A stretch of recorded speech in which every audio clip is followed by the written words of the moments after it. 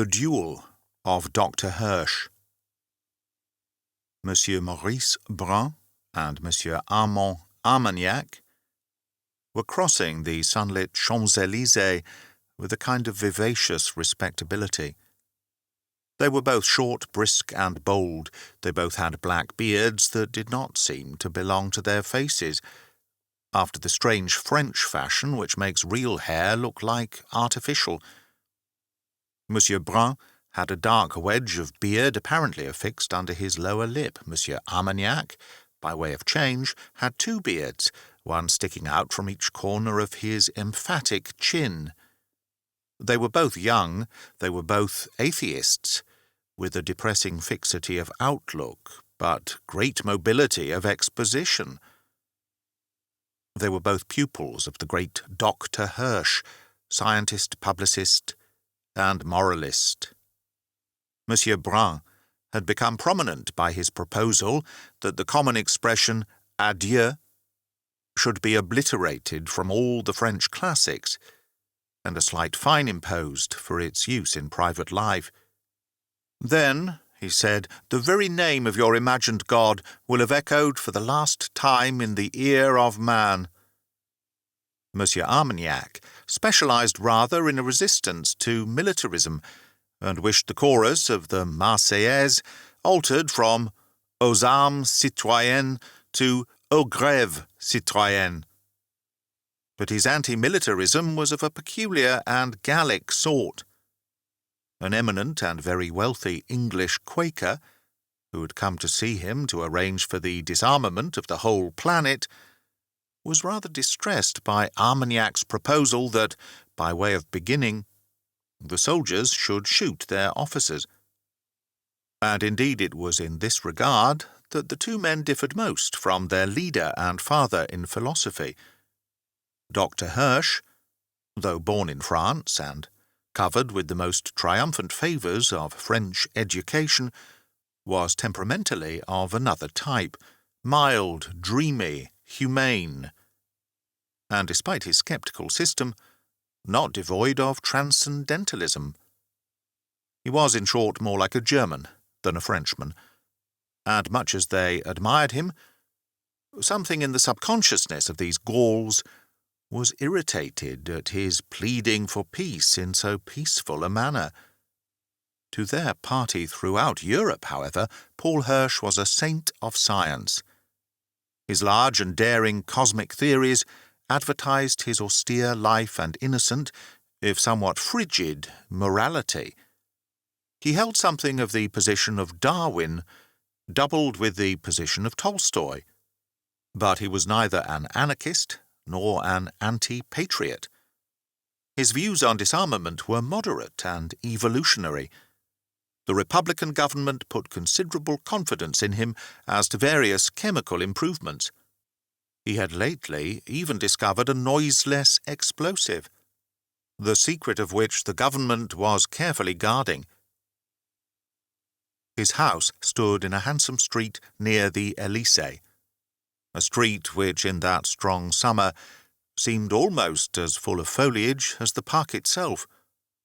A row of chestnuts shattered the sunshine, interrupted only in one place, where a large café ran out into the street. Almost opposite to this were the white and green blinds of the great scientist's house, an iron balcony, also painted green, running along in front of the first-floor windows. Beneath this was the entrance into a kind of court, gay with shrubs and tiles, into which the two Frenchmen passed in animated talk. The door was opened to them by the doctor's old servant, Simon, who might very well have passed for a doctor himself, having a strict suit of black, spectacles, grey hair, and a confidential manner. In fact, he was a far more presentable man of science than his master, Dr. Hirsch, who was a forked radish of a fellow, with just enough bulb of a head to make his body insignificant. With all the gravity of a great physician handling a prescription, Simon handed a letter to Monsieur Armagnac. That gentleman ripped it up with a racial impatience. and rapidly read the following. I cannot come down to speak to you. There is a man in this house whom I refuse to meet. He is a chauvinist officer, Dubois. He is sitting on the stairs. He has been kicking the furniture about in all the other rooms. I have locked myself in my study, opposite that café. If you love me, go over to the café and wait at one of the tables outside. I will try to send him over to you. I want you to answer him and deal with him. I cannot meet him myself, I cannot. I will not. There is going to be another Dreyfus case. P. Hirsch. Monsieur Armagnac looked at Monsieur Brun. Monsieur Brun borrowed the letter, read it, and looked at Monsieur Armagnac. Then both betook themselves briskly to one of the little tables under the chestnuts opposite, where they procured 2 tall glasses of horrible green absinthe, which they could drink apparently in any weather and at any time. Otherwise the café seemed empty, except for one soldier drinking coffee at one table, and at another a large man drinking a small syrup, and a priest drinking nothing. Maurice Brun cleared his throat and said, Of course we must help the master in every way, but... There was an abrupt silence, and Armagnac said, He may have excellent reasons for not meeting the man himself, but... Before either could complete a sentence, it was evident that the invader had been expelled from the house opposite. The shrubs under the archway swayed and burst apart, as that unwelcome guest was shot out of them like a cannonball. He was a sturdy figure, in a small and tilted Tyrolean felt hat. A figure that had indeed something generally Tyrolean about it. The man's shoulders were big and broad, but his legs were neat and active in knee-breeches and knitted stockings. His face was brown, like a nut. He had very bright and restless brown eyes. His dark hair was brushed back stiffly in front and cropped close behind, outlining a square and powerful skull, and he had a huge black moustache like the horns of a bison. Such a substantial head is generally based on a bull neck, but this was hidden by a big coloured scarf swathed round up the man's ears and falling in front inside his jacket like a sort of fancy waistcoat. It was a scarf of strong, dead colours, dark red and old gold and purple, probably of oriental fabrication. Altogether the man had something a shade barbaric about him, more like a Hungarian squire than an ordinary French officer. His French, however, was obviously that of a native, and his French patriotism was so impulsive as to be slightly absurd. His first act, when he burst out of the archway, was to call in a clarion voice down the street, "Are there any Frenchmen here?" as if he were calling for Christians in Mecca. Armagnac and Brun instantly stood up, but they were too late. Men were already running from the street corners. There was a small but ever clustering crowd. With the prompt French instinct for the politics of the street, the man with the black moustache had already run across to a corner of the café, sprung onto one of the tables, and seizing a branch of chestnut to steady himself, shouted as Camille Desmoulins once shouted when he scattered the oak leaves among the populace. "Frenchmen," he volleyed, "I cannot speak. God help me, that is why I am speaking. The fellows in their filthy apartments who learn to speak also learn to be silent, silent as that spy cowering in the house opposite, silent as he is when I beat on his bedroom door, silent as he is now, though he hears my voice across the street and shakes where he sits. Oh, they can be silent eloquently, the politicians. But the time has come when we that cannot speak must speak. You are betrayed to the Prussians, betrayed at this moment, betrayed by that man. I am Jules Dubois, Colonel of Artillery, Belfort. We caught a German spy in the Vosges yesterday, and a paper was found on him. A paper I hold in my hand. Oh, they tried to hush it up. But I took it direct to the man who wrote it. The man in that house. It is in his hand. It is signed with his initials. It is a direction for finding the secret of this new, noiseless powder. Hirsch invented it. Hirsch wrote this note about it. This note is in German and was found in a German's pocket. Tell the man the formula for powder is in grey envelope in first drawer to the left of Secretary's desk, War Office, in red ink. He must be careful. P.H. He rattled short sentences like a quick-firing gun, but he was plainly the sort of man who is either mad or right. The mass of the crowd was nationalist and already in threatening uproar, and a minority of equally angry intellectuals, led by Armagnac and Brun, only made the majority more militant. "If this is a military secret," shouted Brun, "why do you yell about it in the street?" "I will tell you why I do," roared Dubois above the roaring crowd. "I went to this man in straight and civil style. If he had any explanation, it could have been given in complete confidence. He refuses to explain. He refers me to two strangers in a cafe as to two flunkies. He has thrown me out of the house, but I am going back into it, with the people of Paris behind me." A shout seemed to shake the very facade of mansions, and two stones flew, one breaking a window above the balcony. The indignant colonel plunged once more under the archway, and was heard crying and thundering inside. Every instant the human sea grew wider and wider. It surged up against the rails and steps of the traitor's house. It was already certain that the place would be burst into like the Bastille, when the broken French window opened, and Dr. Hirsch came out on the balcony. For an instant the fury half turned to laughter, for he was an absurd figure in such a scene. His long bare neck and sloping shoulders were the shape of a champagne bottle, but that was the only festive thing about him. His coat hung on him as on a peg.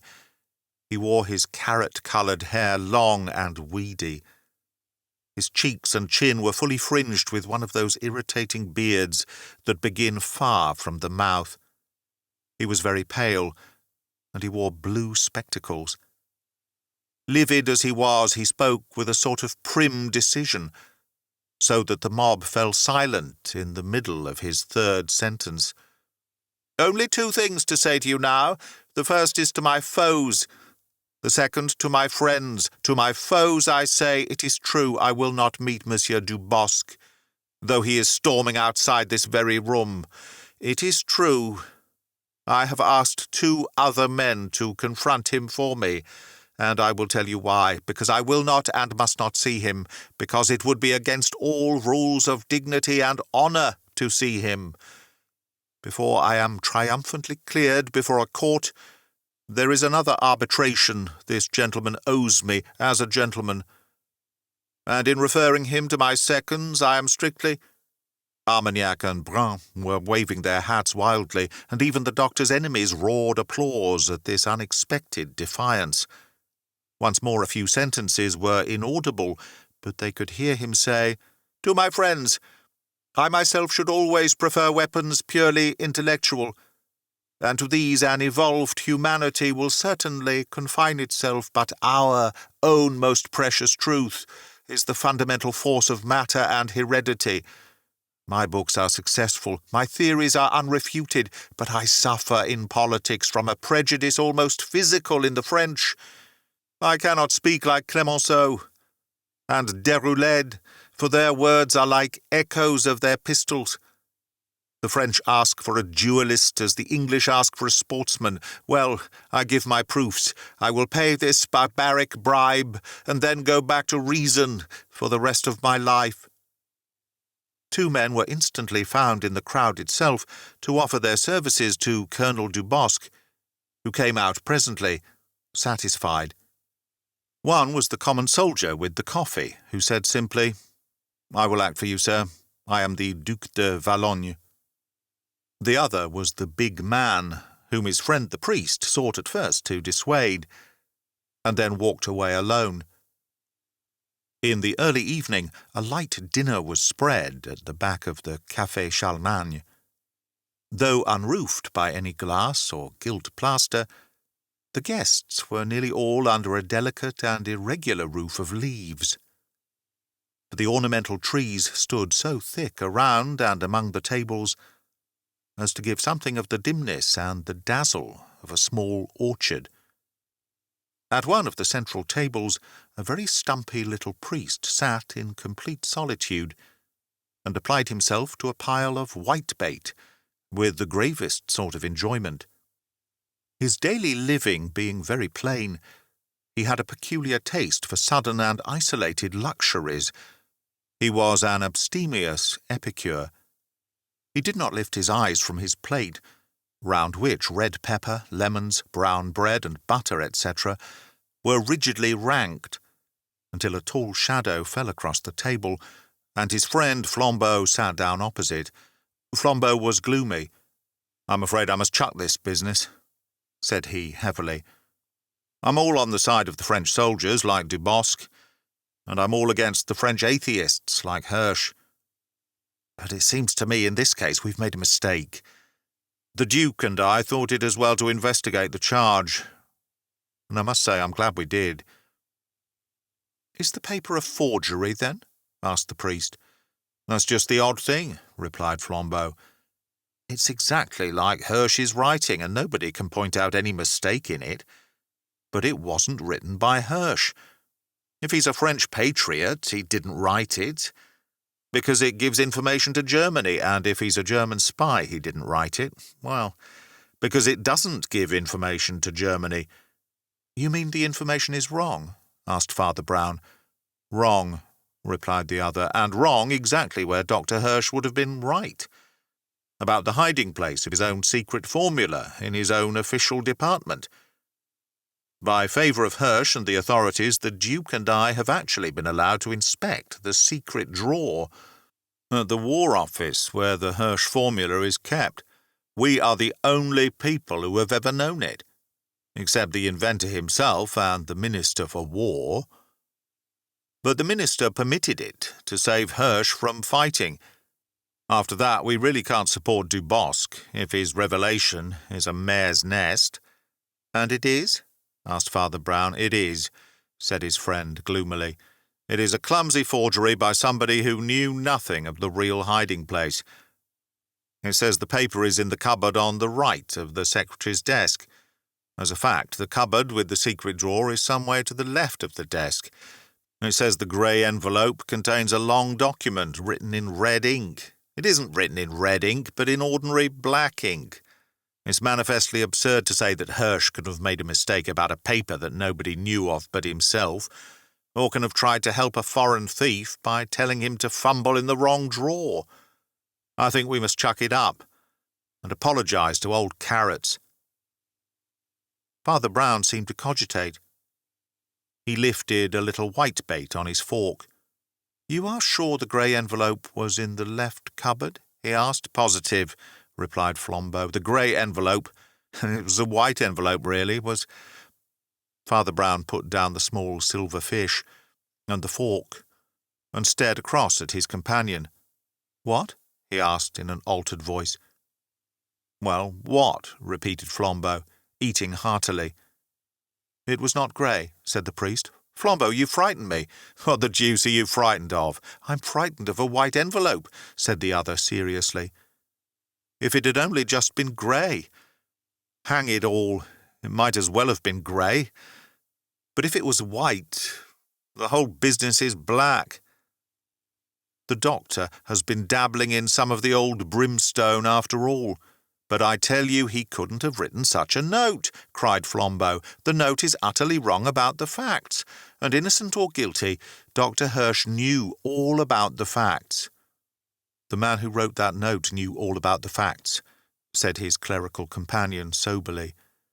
"He could never have got 'em so wrong without knowing about 'em. You have to know an awful lot to be wrong on every subject. Like the devil. Do you mean— I mean a man telling lies on chance would have told some of the truth, said his friend firmly.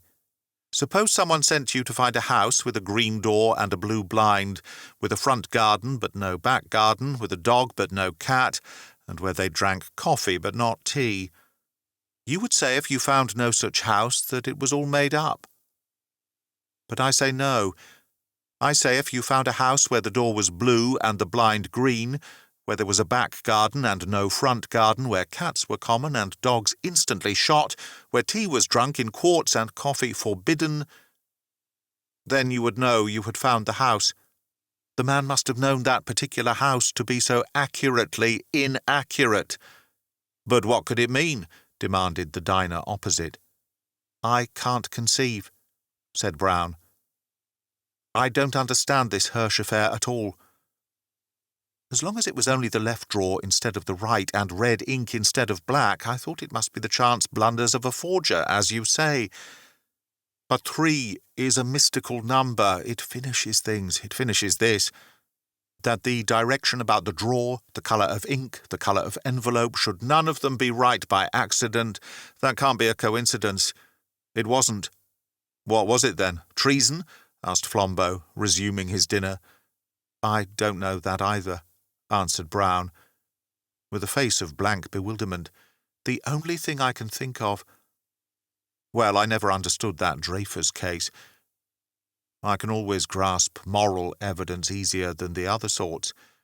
I go by a man's eyes and voice, don't you know, and whether his family seems happy, and by what subjects he chooses and avoids. Well, I was puzzled in the Dreyfus case, not by the horrible things imputed both ways. I know, though it's not modern to say so, that human nature in the highest places is still capable of being Cenci or Borgia. No, what puzzled me was the sincerity of both parties. I don't mean the political parties. The rank and file are always roughly honest and often duped. I mean the persons of the play. I mean the conspirators, if they were conspirators. I mean the traitor, if he was a traitor. I mean the men who must have known the truth. Now, Dreyfus went on like a man who knew he was a wronged man, and yet the French statesmen and soldiers went on as if they knew he wasn't a wronged man, but simply a wrong-un. I don't mean they behaved well.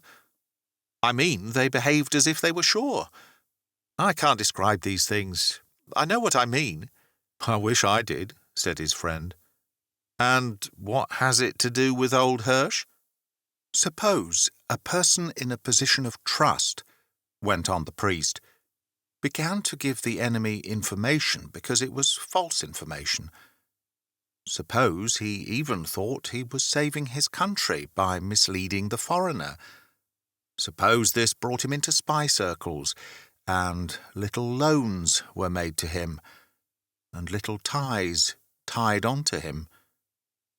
Suppose he kept up his contradictory position in a confused way by never telling the foreign spies the truth, but letting it more and more be guessed. The better part of him, what was left of it, would still say, I've not helped the enemy. I said it was the left drawer. The meaner part of him would already be saying, but they may have the sense to see that means the right. I think it is psychologically possible, in an enlightened age, you know. It may be psychologically possible, answered Flambeau, and it certainly would explain Dreyfus being certain he was wronged, and his judges being sure he was guilty.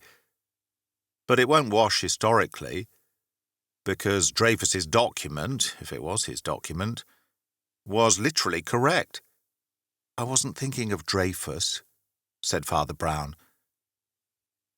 Silence had sunk around them, with the emptying of the tables. It was already late, though the sunlight still clung to everything, as if accidentally entangled in the trees. In the stillness, Flambeau shifted his seat sharply, making an isolated and echoing noise, and threw his elbow over the angle of it. Well, he said rather harshly, If Hirsch is not better than a timid treasonmonger—" "You mustn't be too hard on them," said Father Brown gently. "It's not entirely their fault, but they have no instincts. I mean those things that make a woman refuse to dance with a man, or a man to touch an investment. They've been taught that it's all a matter of degree." "Anyhow," cried Flambeau impatiently, "he's not a patch on my principle, and I shall go through with it. Old Dubois may be a bit mad, but he's a sort of patriot after all." Father Brown continued to consume whitebait. Something in the stolid way he did so caused Flambeau's fierce black eyes to ramble over his companion afresh. "What's the matter with you?" Flambeau demanded. "Dubosc's all right in that way. You don't doubt him." "My friend," said the small priest, laying down his knife and fork in a kind of cold despair, "I doubt everything. Everything, I mean, that has happened today. I doubt the whole story, though it has been acted before my face. I doubt every sight that my eyes have seen since morning. There is something in this business quite different from the ordinary police mystery where one man is more or less lying, and the other man more or less telling the truth. Here, both men— Well, I've told you the only theory I can think of that would satisfy anybody. It doesn't satisfy me." "Nor me either," replied Flambeau, frowning, while the other went on eating fish with an air of entire resignation. "If all you can suggest is that notion of a message conveyed by contraries, I call it uncommonly clever, but— Well, what would you call it?" "I should call it thin," said the priest promptly. "I should call it uncommonly thin. But that's the queer thing about the whole business. The lie is like a schoolboy's. There are only 3 versions, Dubosc's and Hirsch's, and that fancy of mine.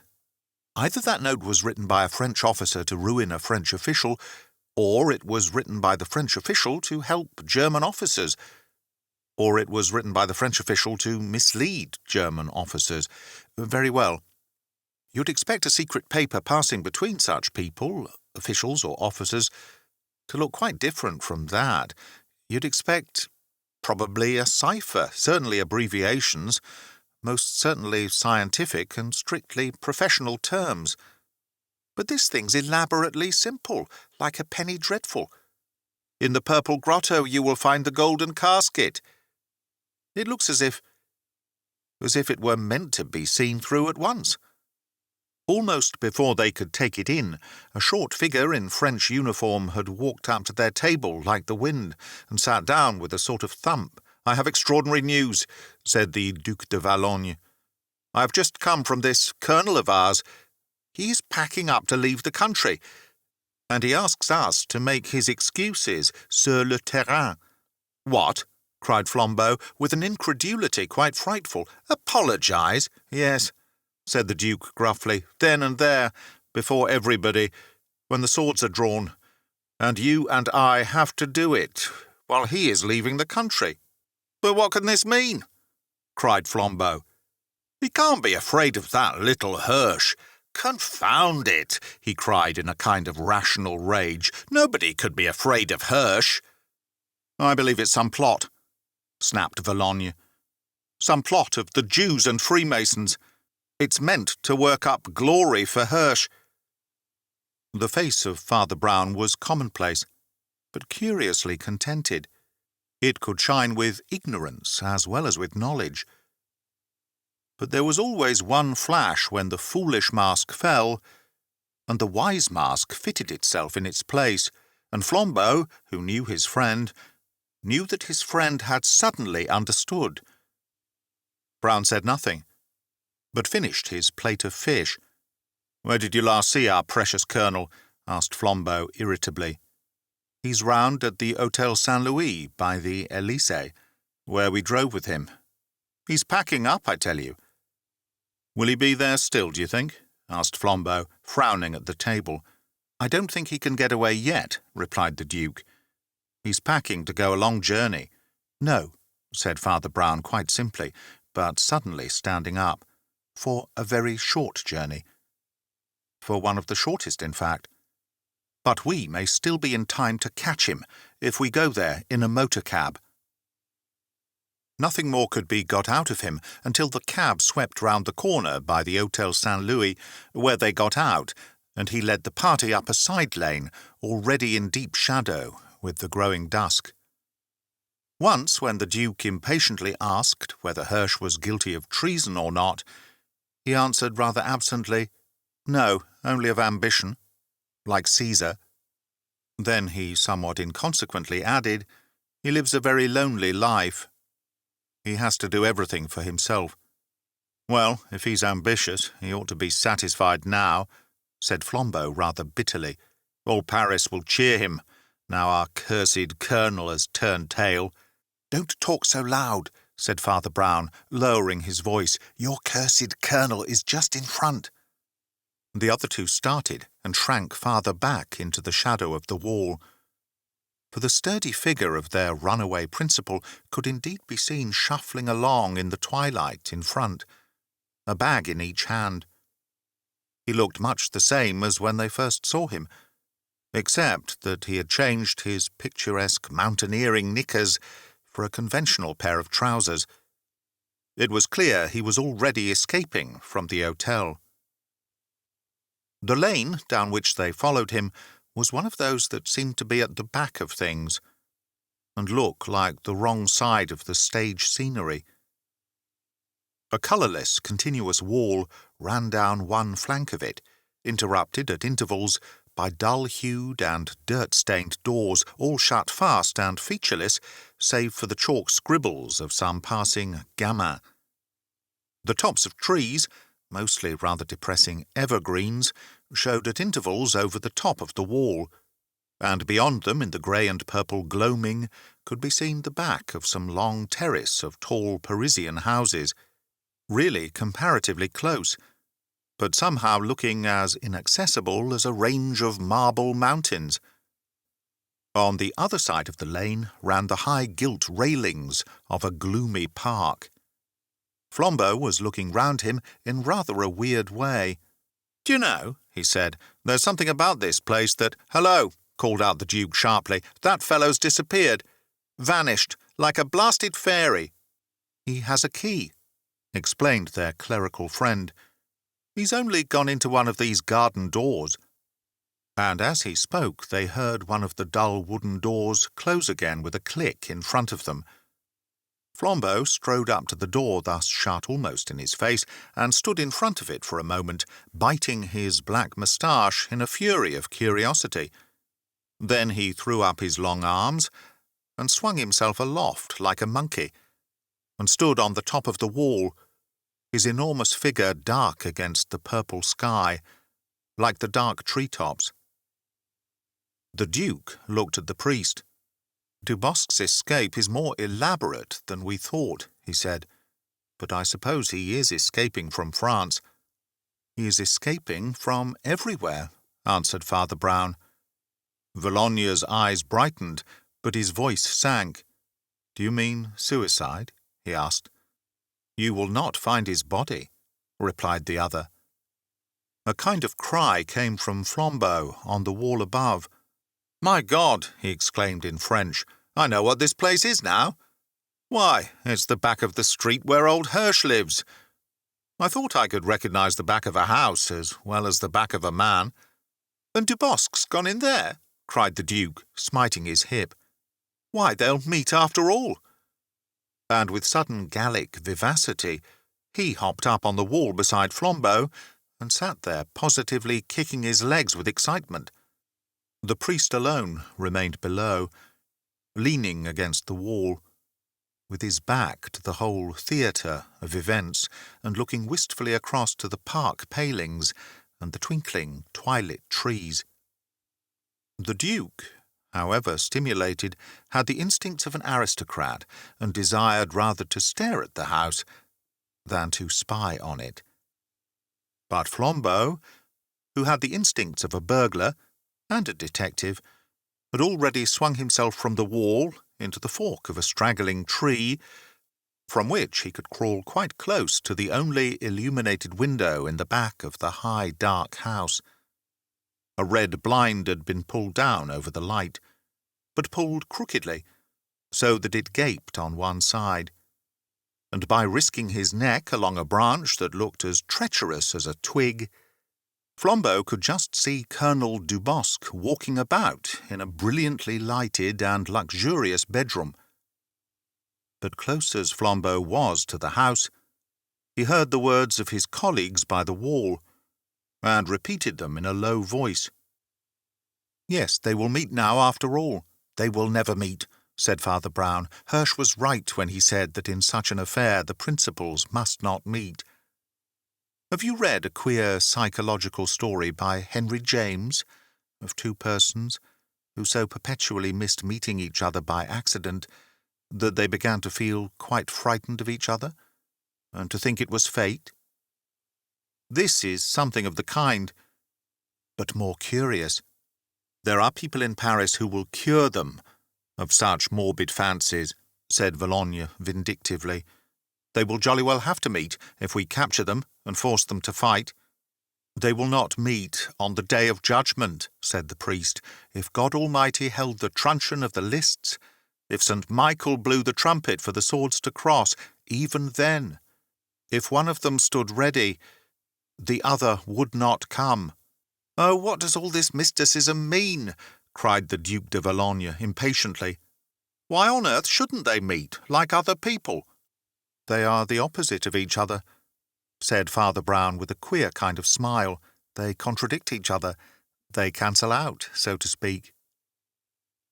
He continued to gaze at the darkening trees opposite, but Valognes turned his head sharply at a suppressed exclamation from Flambeau. That investigator, peering into the lighted room, had just seen the colonel, after a pace or two, proceed to take his coat off. Flambeau's first thought was that this really looked like a fight, but he soon dropped the thought for another. The solidity and squareness of Dubois' chest and shoulders was all a powerful piece of padding, and came off with his coat. In his shirt and trousers he was a comparatively slim gentleman, who walked across the bedroom to the bathroom with no more pugnacious purpose than that of washing himself. He bent over a basin, dried his dripping hands and face on a towel, and turned again so that the strong light fell on his face. His brown complexion had gone, his big black moustache had gone, he was clean-shaven and very pale. Nothing remained of the colonel but his bright, hawk-like brown eyes. Under the wall, Father Brown was going on in heavy meditation, as if to himself. "It is all just like what I was saying to Flambeau. These opposites won't do. They don't work, they don't fight. If it's white instead of black, and solid instead of liquid, and so on all along the line, then there's something wrong, monsieur. There's something wrong. One of these men is fair and the other dark, one stout and the other slim, one strong and the other weak. One has a moustache and no beard, so you can't see his mouth. The other has a beard and no moustache, so you can't see his chin. One has hair cropped to his skull, but a scarf to hide his neck. The other has low shirt collars, but long hair to hide his skull. It's all too neat and correct, monsieur, and there's something wrong. Things made so opposite are things that cannot quarrel. Wherever the one sticks out, the other sinks in. Like a face and a mask, like a lock and a key. Flambeau was peering into the house with a visage as white as a sheet. The occupant of the room was standing with his back to him, but in front of a looking-glass, and had already fitted round his face a sort of framework of rank red hair, hanging disordered from the head and clinging round the jaws and chin, while leaving the mocking mouth uncovered. Seen thus in the glass, the white face looked like the face of Judas laughing horribly, and surrounded by capering flames of hell. For a spasm, Flambeau saw the fierce red-brown eyes dancing. Then they were covered with a pair of blue spectacles. Slipping on a loose black coat, the figure vanished towards the front of the house. A few moments later, a roar of popular applause from the street beyond announced that Dr. Hirsch had once more appeared upon the balcony. That is the end of The Duel of Dr. Hirsch by G.K. Chesterton, from The Wisdom of Father Brown. Read by Greg Wagland for Magpie Audio 2023. Thank you for listening. Please subscribe. Please give a thumbs up. Please buy me a coffee. Why not? I do like caffeine.